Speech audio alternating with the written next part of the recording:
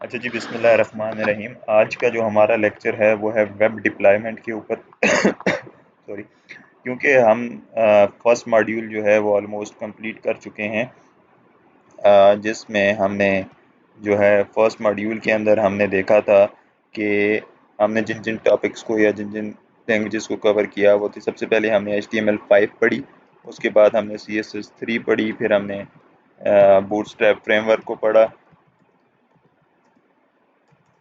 जिसमें हमने responsive application बनाना सीखी। उसके बाद हमने जावास्क्रिप्ट पढ़ा to make our application interactive. उसके बाद हमने jQuery को पढ़ा, that is built on top of JavaScript. और उसके बाद हमने jQuery UI को पढ़ा, that is specific for the fast and the rapid development of user interface, and this jQuery UI is built on top of jQuery। और अगर आप jQuery UI को अपनी एप्लीकेशन के अंदर यूज़ करना चाहते हैं, सो आपको क्या करना पड़ेगा, मस्ट है कि आपने jQuery को इंक्लूड करना है। अब इन सारी चीज़ों को यूज़ करते हुए ये जो आपने चीज़ें पढ़ी हैं, आप एक स्टैटिक वेबसाइट बना सकते हैं। फिर इसके बाद हमने एक चीज़ और देखी थी कि किस तरह से हम API को कॉल भेज के वहाँ से डेटा को अपनी एप्लीकेशन के अंदर यूज़ कर सकते हैं। ठीक है, हमने एजेक्स को देखा था, एसिंक्रोनस जावास्क्रिप्ट एंड XML, और हमने ये सारी चीज़ें जो हैं फ्रंट एंड पे स्टडी की थी। अब अगर हमारे पास एक एप्लीकेशन हो जो इन सारी लैंग्वेजेस को मिलके हमने, या एक वेबसाइट हो जो हमने इन चीज़ों को यूज़ करते हुए बनाई है, उसको अगर हमने वेब सर्वर के ऊपर डिप्लॉय करना है ताकि हम उसको कहीं से भी बैठ के एक्सेस कर सकें, तो हमें दो चीज़ों की ज़रूरत पड़ती है। एक हमें चाहिए होती है होस्टिंग, और एक हमें चाहिए होती है डोमेन। डोमेन क्या होगा? कोई भी नाम होगा। लेट्स से हम कहते हैं www.google.com, ये कोई एक डोमेन है। हर डोमेन के पीछे एक आईपी एड्रेस एसोसिएटेड होता है। ठीक है जी, हर डोमेन के पीछे क्या होता है? एक आईपी एड्रेस एसोसिएटेड होता है। क्योंकि आईपी एड्रेस नंबर में होता है, याद रखना मुश्किल होता है, तो हम उसको क्या करते हैं, किस में लिखते हैं? नेम में लिखते हैं। नेम क्या होता है? Easy to understand, easy to remember होता है। लेकिन जब भी हम ब्राउज़र में जाके इस यूआरएल को, इस नेम को हिट करते हैं, तो फिर एक चीज़ आपके पास आती है जिसे आप कहते हैं DNS, that stands for domain name space. वो क्या करता है? वो इस आईपी एड्रेस को रिजॉल्व कर देता है, सॉरी, इस नेम को रिजॉल्व कर देता है इस आईपी एड्रेस में। ठीक है, तो आपकी डेस्टिनेशन चाहे ये नेम हो चाहे आईपी एड्रेस हो, डेस्टिनेशन तो आपकी वही है। लेकिन चूंकि आपने फ्रंट पे किसको यूज़ किया हुआ है? नेम को यूज़ किया हुआ है। तो आप फिर क्या करते हैं, आप डोमेन नेम स्पेस क्या करता है, इस नेम को रिजॉल्व करता है इनटू आईपी एड्रेस। फिर होस्टिंग क्या है? इसको आप ऐसे याद रखें कि ये होस्टिंग वो सिस्टम है, वो लोकेशन है जहाँ पे आपकी वेबसाइट पड़ी हुई है, यानी जहाँ पे आपकी फाइल्स पड़ी हुई हैं, जहाँ पे आपकी वेबसाइट रिजाइड करती है, जहाँ पे आपकी फाइल्स हैं, ये होस्टिंग वो जगह है। ठीक है जी, तो आपको एक चीज़ चाहिए होती है होस्टिंग, एक चीज़ चाहिए होती है डोमेन। ठीक है, अब बहुत सारे ऐसे आपके पास होस्ट प्रोवाइडर हैं जो आपको होस्टिंग देते हैं। जैसे आपके पास GoDaddy है, आपको ये होस्टिंग भी देते हैं और आपको ये डोमेन भी दे सकते हैं, आप डोमेन भी इनसे परचेज कर सकते हैं। होस्टगेटर है, साइट ग्राउंड है, और बेशुमार है। ठीक है, अब हमने क्या करना है, चूंकि अभी हम जो है लर्निंग स्टेज पे हैं, हमने कोई चीज़ बाय नहीं की हुई, तो हमने कोई फ्री वाला ढूंढना है जो हमें फ्री में होस्टिंग और फ्री में हमें डोमेन क्या करे, प्रोवाइड करे। तो हमने क्या करना है, सिंपल हम गूगल पे जाते हैं और यहाँ पे जाके हम लिखते हैं 00 वेब होस्ट। अब ये जो होस्ट प्रोवाइडर है, ये आपको फ्री में क्या करता है, होस्टिंग भी प्रोवाइड करता है और फ्री में डोमेन भी प्रोवाइड करता है, विद सम लिमिटेशंस। ठीक है, अब वो लिमिटेशंस क्या हैं? अगर आप यहाँ पे जाएं तो देखें, फ्री वेब होस्टिंग में जाके आपके पास, अगर आप इन फीचर्स को देखें तो जिनके साथ क्रॉस लगा हुआ है, तो ये फीचर्स इसमें इंक्लूडेड नहीं हैं। तो आपके पास चंद लिमिटेड फीचर्स हैं जिसमें आपको ये फ्री में वेबसाइट को होस्ट करने की फैसिलिटी देता है। वेबसाइट जिसका साइज़ 300 MB होगा, ठीक है, या उससे कम होगा, उतने तक आप इस फ्री में होस्ट कर सकते हैं। आपने करना ये है कि आपने यहाँ पे हो जाना है साइन अप।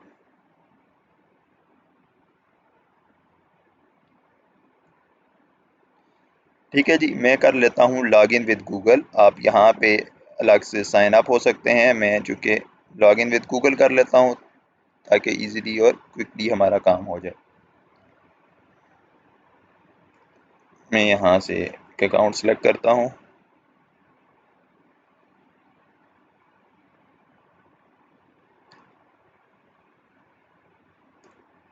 तो जब हम लॉगिन करेंगे तो आपके पास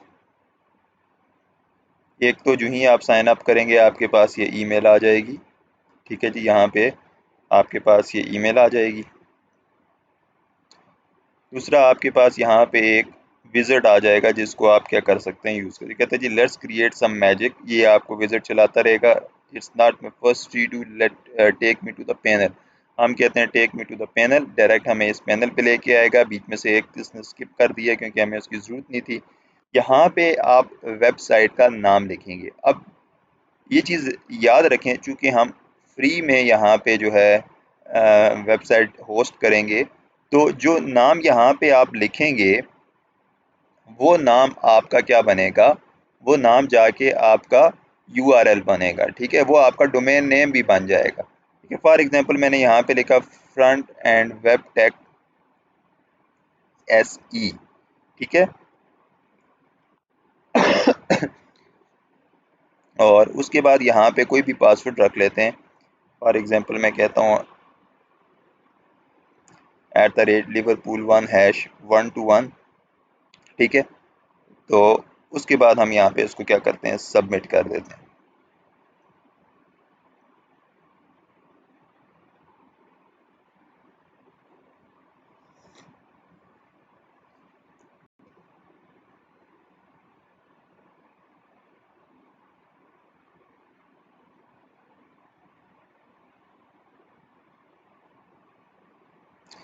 अच्छा, अब जब आपने ये चीज़ सबमिट कर दी तो आपके पास 3-4 ऑप्शन है। एक, आप इनका एक अपना टूल है जिसके ज़रिए वेबसाइट बना सकते हैं।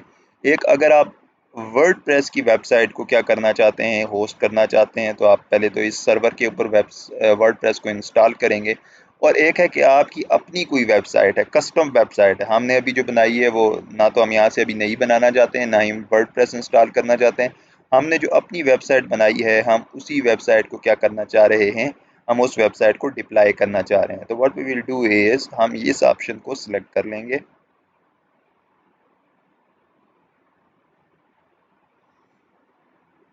ये कुछ टाइम लेगा और उसके बाद ये आपको यहाँ पे ले जाएगा। ठीक है जी, अब जब आप यहाँ पे आएंगे तो आपके पास एक तो ये जो जिस यूआरएल से आप यहाँ पे आए उसमें आपके पास ये ऑप्शन आ जाएगा। ठीक है जी, एक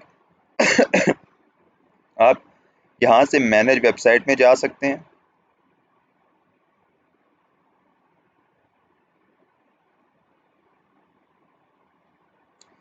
तो ये आपको इस तरह से इधर लेके आ जाएगा। ठीक, यहाँ पे आप क्या कर सकते हैं, ये आपके पास पूरा एक पैनल है जहाँ से आप अपनी वेबसाइट से रिलेटेड चीज़ों को मैनेज कर सकते हैं। लेकिन पहले मैं क्या करता हूँ, यहाँ फाइल मैनेजर वाले सेक्शन में जाता हूँ यहाँ पे।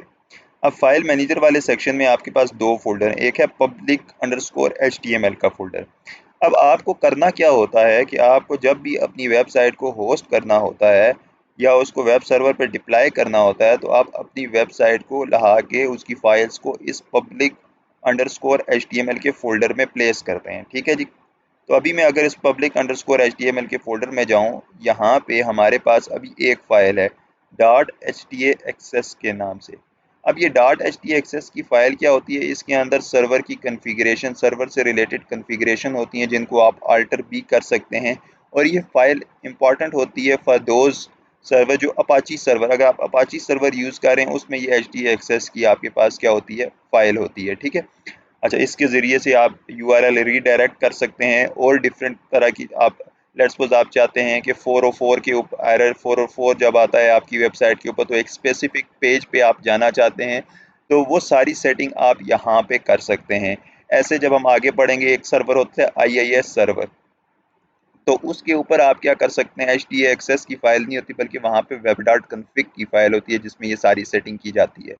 तो पॉइंट टू रिमेंबर इज कि htaccess की फाइल जो है वो सर्वर की कॉन्फ़िगरेशन से रिलेटेड होती है।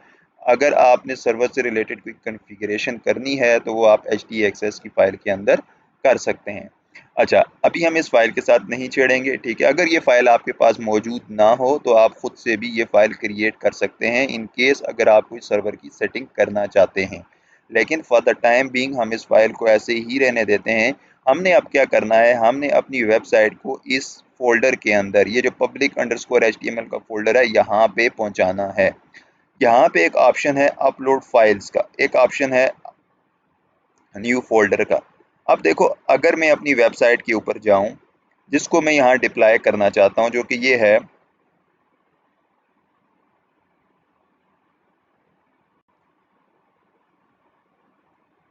ठीक है, इस वेबसाइट को मैं डिप्लॉय करना चाहता हूं वहां पे, ठीक है।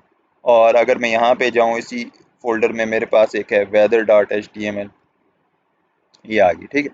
अब इसको मैं डिप्लॉय करना चाहता हूं ताकि ये मेरे पास इंटरनेट पे कहीं से भी एक्सेसिबल हो जाए, ठीक है। तो अब हमने करना ये है कि हमने इस फोल्डर को, ये फोल्डर है लेक्चर 27, इसको अपलोड करना है कहाँ पे, अपने सर्वर के public_html वाले फोल्डर में। अब चूंकि ये फोल्डर है, अगर मैं इसको वन बाय वन करके अपलोड करना चाहूँ तो पहले मुझे ये फाइल्स अपलोड करनी है, फिर इसी नाम का उधर फोल्डर बनाना है, फिर इसको अपलोड करना पड़ेगा। मैं इसको क्या करता हूँ, फॉर द सिंप्लिसिटी मैं इसको कन्वर्ट करता हूँ किसके अंदर, RAR के अंदर, या मैं इसको जिप के अंदर क्या करता हूँ, जिप का, इस फाइल को मैं जिप कर लेता हूँ, ठीक है। इसे मैं कहता हूँ ओके,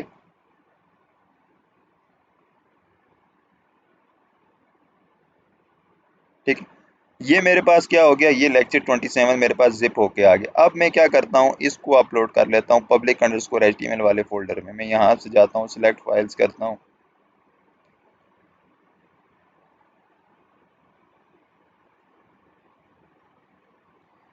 मैं यहाँ से इसको क्या कर लेता हूँ, अपलोड कर लेता हूँ, अपलोड करता हूँ।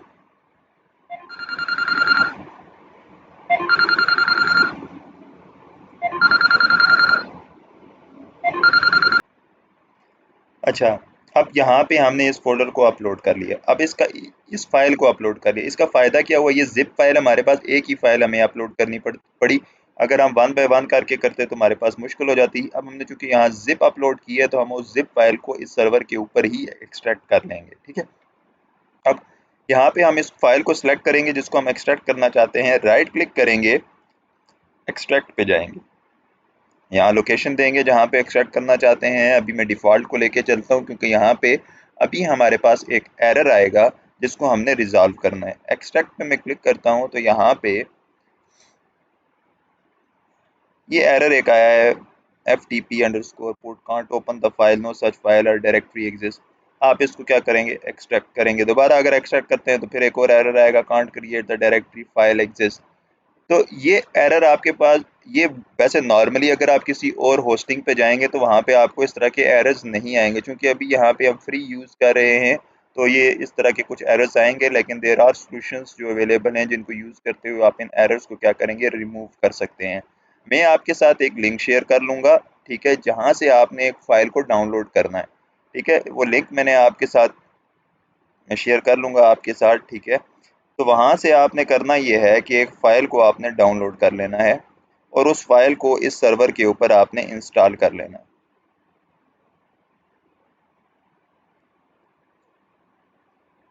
ये फ़ाइल है जी unzipper-master के नाम से। ये फ़ाइल आपने क्या करनी है, डाउनलोड कर लेनी है। और उसके मैंने ऑलरेडी डाउनलोड की है, मैं डाउनलोड नहीं करूँगा अभी। तो मेरे पास ये फ़ाइल ऑलरेडी डाउनलोडेड है।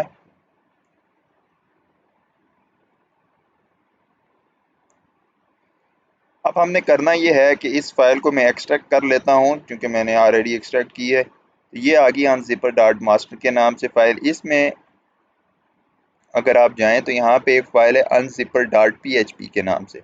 इस फ़ाइल को हमने अपने सर्वर के ऊपर अपलोड करना है, ठीक है जी। अब मैं यहाँ पे जाता हूँ, यहाँ पे यही पब्लिक HTML, ये जो है _HTML, इसी फोल्डर के अंदर मैं अब एक और फाइल जो अभी हमने डाउनलोड की है उसको अपलोड करते हैं।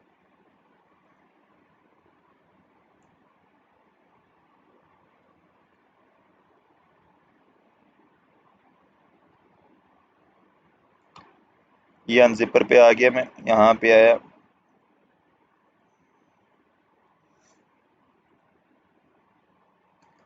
इसको अपलोड करते हैं।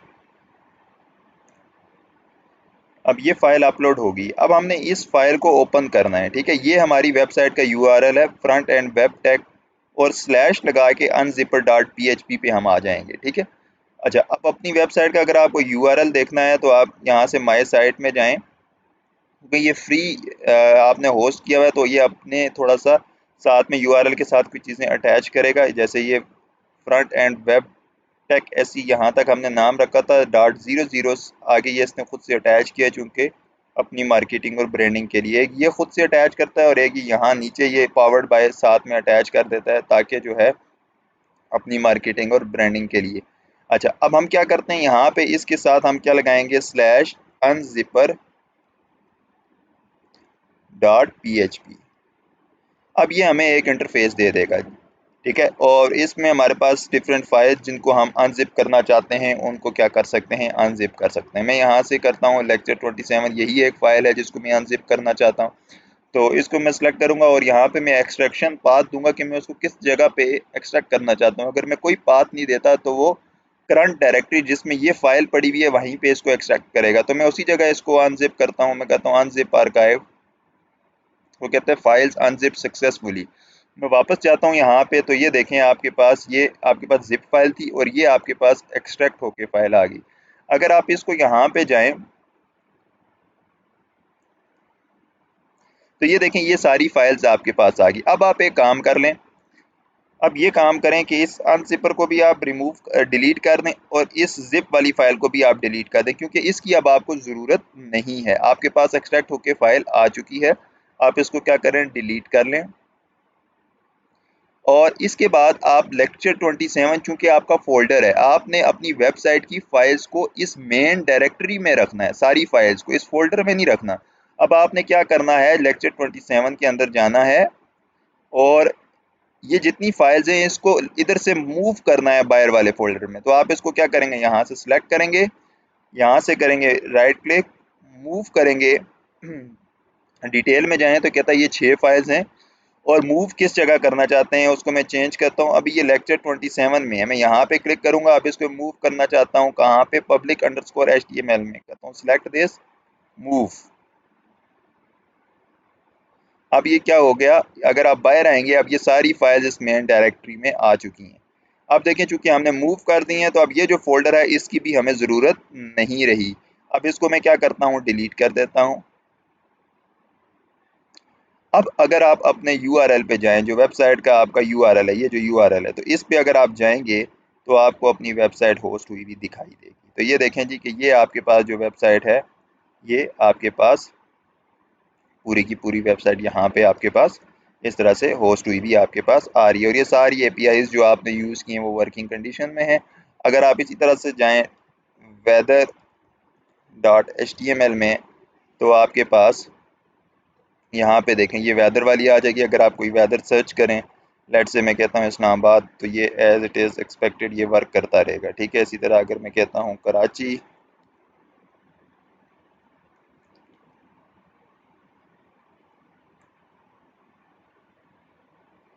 ठीक है, लाहौर, तो ये एज इट इज़ वर्क कर रहा है। अच्छा, अब अगर आपको याद हो तो मैंने आपको एक चीज़ बताई थी जब हम पहला लेक्चर पढ़ रहे थे, कि हमने जब अपनी पहली HTML की फ़ाइल बनाई थी जिसका नाम हमने index.html रखा था। अगर आप देखें हमने लेक्चर 27 को अपलोड किया है और इसमें हमारे पास एक फ़ाइल थी index.html, एक थी weather.html। अगर मैं अपनी index.html की फ़ाइल को ओपन करूं और यहाँ पे देखूं तो ये वाला पेज हमारे पास ओपन होता है। तो जब हमने वेबसाइट को होस्ट किया किसी सर्वर के ऊपर, ऑटोमेटिकली जो उसका डिफ़ॉल्ट यूआरएल है, हाँ ये अभी एक मिनट ज़रा, हाँ ये देखें, ये जो इसका डिफ़ॉल्ट यूआरएल है, जब मैं इसको हिट करता हूँ तो देखें ये ऑटोमेटिकली किस पे चला जाता है, index.html पे चला जाता है। अगर मैं इसके साथ स्लैश index.html भी लिखूं तो ये ऑटोमेटिकली इस पे चला जाता है। तो सर्वर क्या चाहता है, सर्वर क्या एक्सपेक्ट कर रहा है कि जो भी index.html की फाइल है वो उसको लोड करता है जब आप क्या करते हैं, डिफ़ॉल्ट यूआरएल को क्या करते हैं, हिट करते हैं, ठीक है। अब अगर आप चाहते हैं बजाय index.html के आपका जो होम पेज हो वो कौन सा हो, weather.html।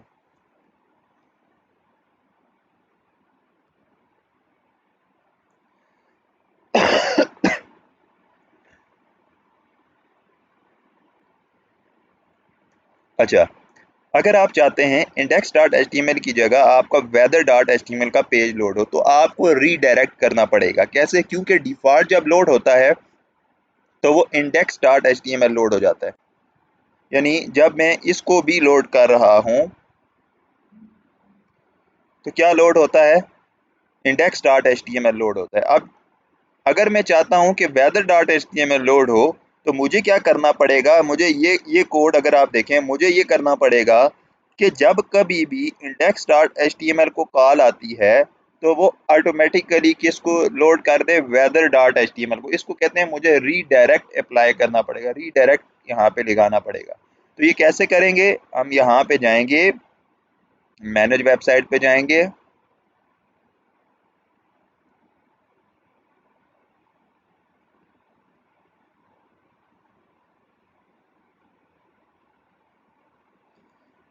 फिर इसके बाद वेबसाइट सेटिंग्स में जाएंगे और यहाँ से रीडायरेक्ट्स के अंदर जाएंगे। ये चीज़ वेरी करती है होस्ट प्रोवाइडर पे कि ये सेटिंग्स कहाँ पे हैं, और जब आप किसी और होस्ट प्रोवाइडर को यूज़ करते हैं वो आपको एक प्रॉपर कंट्रोल पैनल देता है जहाँ से आप ये सारी चीज़ें सेट कर सकते हैं। ठीक है, चूंकि अभी हम फ्री में ये चीज़ें यूज़ कर रहे हैं तो ये ही इंटरफेस है जहाँ से हम इसको चेंज कर सकते हैं। तो यहाँ पे हम एक न्यू रीडायरेक्ट ऐड करेंगे। देखो हम क्या चाहते हैं, रीडायरेक्ट फ्रॉम, कहाँ से रीडायरेक्ट हो, जब भी index.html पे हिट हो कहाँ पे रीडायरेक्ट होके जाए। मैं कहता हूँ HTTPS, S stand for secure, क्योंकि अगर अभी आप देखें यहाँ पे URL को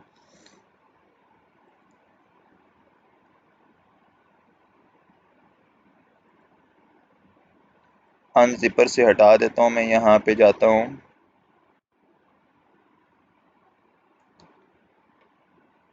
यहाँ पे आ गया और इसके बाद मैं लिखता हूँ weather.html। अब याद रखना है जब आप क्या कर रहे हैं, याद ये रखना है जब आप रीडायरेक्ट फ्राम कर रहे हैं तब आपको सिर्फ यहाँ से /index.html लिखना है, क्योंकि बाकी बेस यूआरएल आपके पास लिखा हुआ है। लेकिन जब आप रीडायरेक्ट टू कर रहे हैं तब आपके पास यहाँ पे आपको पूरा का पूरा यूआरएल लिखना है। पूरा यूआरएल हम कहाँ पे रीडायरेक्ट करना चाहते हैं, इस पे, फ्रंट एंड वेब पे। ठीक है, हम इसको करते हैं कॉपी, हम इसको वेदर वाले पेज पे, हम चाहते हैं जब हमारी वेबसाइट लोड हो तो हमारे पास जो पहला पेज नजर आए वो weather.html का हो बजाय index.html के। तो हम परमानेंट 301 परमानेंट रीडायरेक्ट होता है, टेम्परेरी 302 टेम्परेरी रीडायरेक्ट होता है। ठीक है, तो यहाँ पे हम परमानेंट रीडायरेक्ट करते हैं, weather.html हम क्रिएट करते हैं तो ये एक रीडायरेक्ट हमारे पास क्या हो जाएगा, क्रिएट हो जाएगा।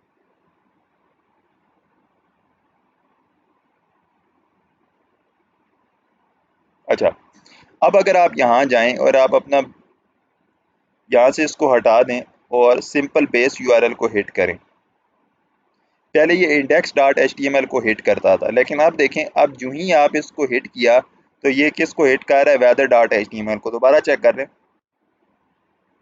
देखें अब आप जो ही बेस यूआरएल को हिट करते हैं तो बाय डिफॉल्ट अब किस पे जा रहा है, रीडायरेक्ट हो रहा है कहाँ पे, weather.html पे। और अब आपको जो पहला पेज दिखाई दे रहा है वो है ये weather.html का। इस तरह से आप एक अपनी वेबसाइट को डिप्लॉय कर सकते हैं, वो वेबसाइट जो आपने फ्रंट एंड लैंग्वेज को यूज़ करते हुए बनाई है। एक और चीज़ याद रखने वाली है, अभी इस वेबसाइट पे हमने कोई डेटाबेस यूज़ नहीं किया। इन केस अगर आप चाहते हैं आपने कोई डेटाबेस यूज़ करना है तो ये आपको फ्री में कुछ डेटाबेस से रिलेटेड चीज़ें भी आपको फ्री में प्रोवाइड करता है। अच्छा, यहाँ पे अगर आप जाएं कि इसमें टूल्स में, फाइल मैनेजर में, तो ये आपको अगर यहाँ से अपलोड फाइल करेंगे तो ये आपको इसी पेज के ऊपर लेके जाएगा। ठीक है, और इसी तरह से डेटाबेस मैनेजर में जाएं, अगर आप कोई डेटाबेस क्रिएट करना चाहते हैं तो यहाँ पे आप न्यू डेटाबेस ऐड करके क्रिएट कर सकते हैं। अभी के लिए हम चूंकि हमने नहीं पढ़ा हुआ तो हम उस पर अभी जा नहीं रहे। फिर इसी तरह ईमेल मैनेजर है, तो फिर यहाँ से अगर आप वेबसाइट सेटिंग में जाएं, जनरल सेटिंग में, ठीक है जी, और यहाँ पे अगर आप देखें एक आपके पास आ रही है FTP डिटेल्ड इंफॉर्मेशन जो आपको याद रखनी है। ठीक है, याद रखने से मुराद ये है कि आपके पास दो तरह से आप वेबसाइट को डिप्लाई कर सकते हैं। एक ये जिस तरह से अभी हमने डिप्लाई किया, एक using FTP client. FTP stand for file transfer protocol. FTP client क्या होगा, आप कोई भी क्लाइंट अपने सिस्टम पे इंस्टॉल करेंगे। ठीक है, कोई भी एक सॉफ्टवेयर आप अपने सिस्टम पे इंस्टॉल कर लेंगे। जैसे मैंने अभी एक FTP क्लाइंट जिसका नाम है फाइलज़िला, ये आप इंटरनेट से डाउनलोड करेंगे, अपने सिस्टम पे इंस्टॉल कर लेंगे।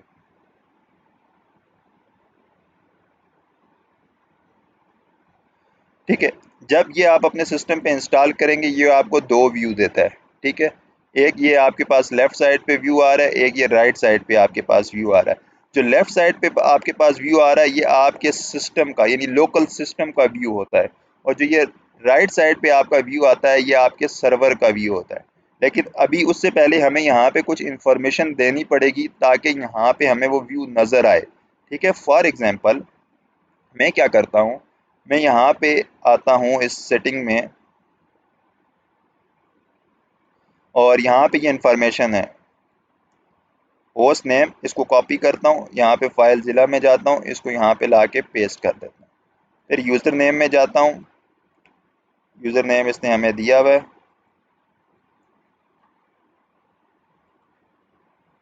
ठीक है, और फिर पासवर्ड पे जाता हूँ। ठीक है, पासवर्ड पे जाके क्या कहता है, same as your website password. आप इसको क्या कर सकते हैं, चेंज भी कर सकते हैं, लेकिन चूंकि हमने हमारे पास है ऑलरेडी पासवर्ड तो हम इसको दोबारा से क्रिएट नहीं करेंगे। मैं इसको यहाँ से कॉपी कर लेता हूँ। ठीक है, और यहाँ पे लाके मैं पेस्ट कर देता हूँ, और port number by default FTP का आपके पास 21 होता है। ठीक है, तो ये सारी इन्फॉर्मेशन डालने के बाद हम उस सर्वर के साथ कनेक्ट हो जाएंगे और उसका व्यू यहाँ पे हमें शो होना शुरू हो जाएगा। अभी यहाँ पे आपको स्टेटस बता रहा है, कुछ देर लगेगी, ये कनेक्ट करेगा। अब देखें जी, ये आपके पास कनेक्ट हो गया। अब देखें आपका दो व्यू हैं, ऑन लेफ्ट साइड आपके पास आपका सिस्टम है और ऑन राइट साइड आपके पास आपका सर्वर है।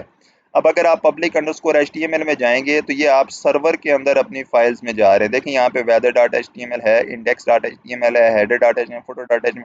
अब आप यहाँ से कोई फाइल यहाँ मूव करना चाहते हैं, यानी आप अपने सिस्टम से कोई फाइल उठा के अपने सर्वर पे लेके जाना चाहते हैं। लेट्स से हम आते हैं कहाँ पे, लेक्चर नंबर, किसी एक लेक्चर पे आ जाते हैं जहाँ पे कोई बेसिक सा हमने काम किया हो, जिसमें हमने कोई इतनी, पहले लेक्चर पे आते हैं।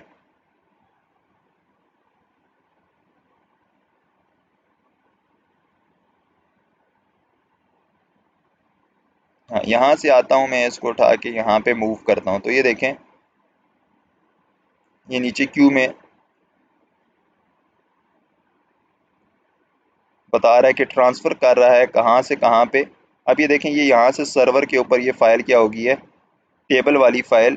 ये टेबल्स डॉट HTML हमारे लोकल सिस्टम से ट्रांसफ़र हमने कर दी कहाँ पे, सर्वर पे। अब इस इमेज के फ़ोल्डर को अगर मैं ट्रांसफ़र करना चाहता हूँ तो पूरा का पूरा फ़ोल्डर उठाया और इस फ़ोल्डर को उठा के मैंने क्या कर दिया, यहाँ पे ट्रांसफ़र कर दिया। अब ये देखिए ट्रांसफरिंग ट्रांसफरिंग,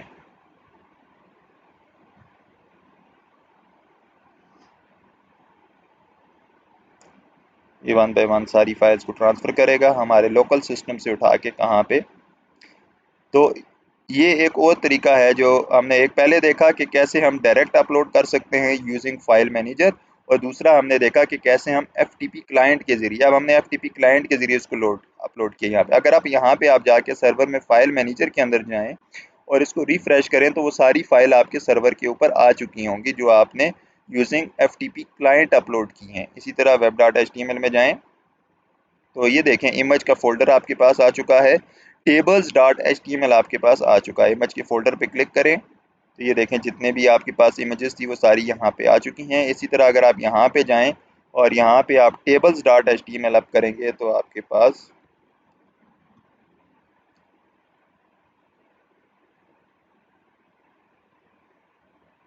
ये देखें वो टेबल आपके पास क्या हो गया है, यहाँ पे इस तरह से वो टेबल भी अब आपके पास लोड हो गया। तो इस तरह से भी आप अपनी वेबसाइट को क्या कर सकते हैं, यहाँ से फ्रॉम योर लोकल होस्ट, यानी आप अपने सिस्टम से उठा के उसको कहाँ पे मूव कर सकते हैं टू अ वेब सर्वर। तो आपको क्या चीज़ चाहिए होती है, होस्ट नेम सर्वर का होस्ट नेम चाहिए होता है, आपको यूज़र नेम चाहिए होता है और आपको पासवर्ड चाहिए होता है उस सर्वर का जिसके साथ आप कनेक्ट करना चाहते हैं और जहाँ पे आप अपनी फाइल्स को क्या करना चाह रहे हैं, मूव करना चाह रहे हैं। तो देर आर टू वेज, एक यूजिंग फाइल मैनेजर, डायरेक्टली आप यहाँ पे अपने सर्वर पे जाएं और फाइल मैनेजर के ज़रिए आप कहाँ पे अपलोड करें, in public dot H T M L के फोल्डर के अंदर। द अल्टरनेटिव वे इज कि आप फाइलज़ीला यानी कोई भी, मैंने फाइलज़ीला डाउनलोड किया, कोई भी एफटीपी क्लाइंट डाउनलोड करें और उसमें ये क्रेडेंशियल पास करें तो आपके पास दो व्यूज़ आते हैं। एक आपके सिस्टम का व्यू आ जाता है जो आपके लोकल सिस्टम का व्यू है, एक आपके पास सर्वर का व्यू आता है। ड्रैग एंड ड्रॉप से आप उसको अपने सिस्टम से उठा के अपने सर्वर पे या सर्वर से उठा के अपने सिस्टम पे क्या कर सकते हैं, मूव कर सकते हैं। आई होप कि आपको ये चीज़ें क्लियर हो गई होंगी। अच्छा, अब यहाँ पे मैं आपके एक और जगह आ जाता हूँ, सिक्योरिटी पे आता हूँ मैं ज़रा।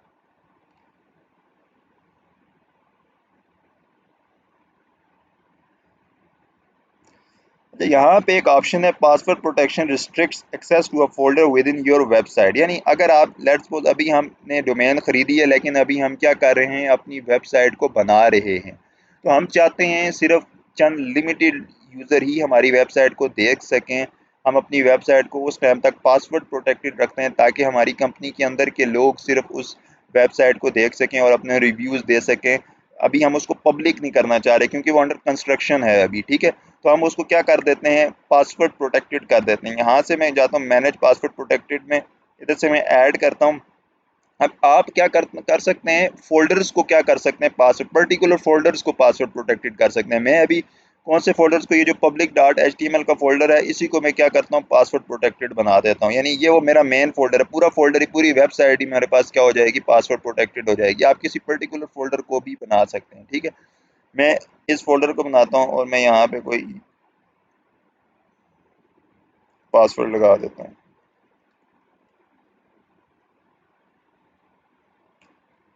मैं क्रिएट कर देता हूँ इसको।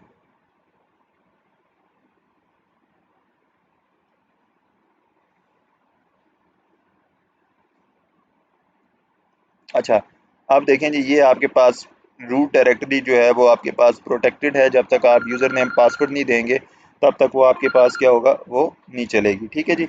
अब हम क्या करते हैं, अब हम ये करते हैं कि अच्छा, अब जब हम इस पे क्या करेंगे, हिट करते हैं, अभी देखें यहाँ पे ये बगैर उसके क्रेडेंशियल के हिट हो गया, ठीक है। लेकिन आप इसको इनकॉग्निटो विंडो में जाके, क्योंकि यहाँ तो आप ऑलरेडी लॉगिन है ना वेबसाइट पे, तो या बाज़ का ये कैशे भी ले जा, अगर आप इसको इनकॉग्निटो विंडो में जाके हिट करने की कोशिश करें तो देखें कि ये पासवर्ड प्रोटेक्टेड है या नहीं। अच्छा, ये अभी नहीं हुआ पासवर्ड प्रोटेक्टेड, ये कौन से यूआरएल को हिट कर दिया। अच्छा, ये मैंने इसको हिट किया, सर्वर वाले यूआरएल को हमने हिट करना है, मैंने गलत यूआरएल हिट किया था, ठीक है। तो हम सर्वर वाला यूआरएल हमारे पास कौन सा है, इस सबको मैं क्लोज करता हूँ एक में, ठीक है। ये भी हमारे पास डायरेक्टरी वाला यूआरएल है और यहाँ से हम जाते हैं इधर,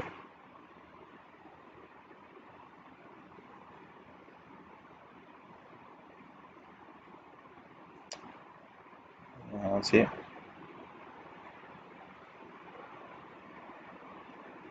माय साइट्स में मैं जाता हूँ,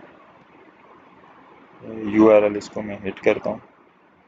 अब ये देखेंगे जो ही मैंने उस यूआरएल को हिट किया, ठीक है, तो ये अब पासवर्ड प्रोटेक्टेड हो गया। अगर मेरी साइट अंडर कंस्ट्रक्शन है तो कोई भी यहाँ पे आके इस वेबसाइट को देख नहीं सकेगा सिवाय उन यूजर्स के जिनके पास यूज़र नेम और पासवर्ड होगा।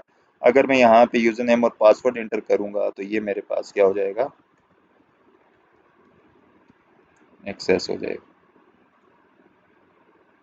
ये देखें, ये अब मेरे पास क्या हो गया जी, एक्सेस हो गया। तो इस तरह से आप पासवर्ड प्रोटेक्टेड कर सकते हैं फॉर योर स्पेसिफिक पर्पज़। अगर आप कोई चीज़ अभी अंडर कंस्ट्रक्शन है उसके लिए आप इसको कर सकते हैं, और किसी पर्पज़ के लिए अगर आप करना चाहते हैं तो ये इस तरह से आप अपनी वेबसाइट को क्या कर सकते हैं, डिप्लॉय कर सकते हैं। अब आपने करना यह है कि आपने इस वेबसाइट को, अपनी अपनी जो वेबसाइट्स आपने बनाई हुई हैं, वेदर एपीआई बनाई है या जो उससे पहले आपने रिस्पॉन्सिव वेबसाइट बनाई है, उनको आपने यहाँ पे क्या करना है, डिप्लॉय करना है। आप बल्कि ऐसा करें, एक मेन्यू बना लें ऊपर और उस पर क्लिक करने पे आप अलग अलग फोल्डर्स के अंदर जाके वो सारी चीज़ें डिप्लॉय कर दें। एक ही होस्टिंग के ऊपर इसको सारी चीज़ों को डिप्लॉय कर दें ताकि आपके जितने टास्क हैं वो आपकी उस पोर्टफोलियो पे पढ़े रहें। तो आई होप आपको चीज़ों की समझ आ गई होगी। अगर आपका कोई क्वेश्चन है तो आप मुझे ग्रुप में पोस्ट कर दीजिएगा, मैं उस पर रिस्पॉन्ड कर दूँगा। Thank you very much. अल्लाह हाफिज़।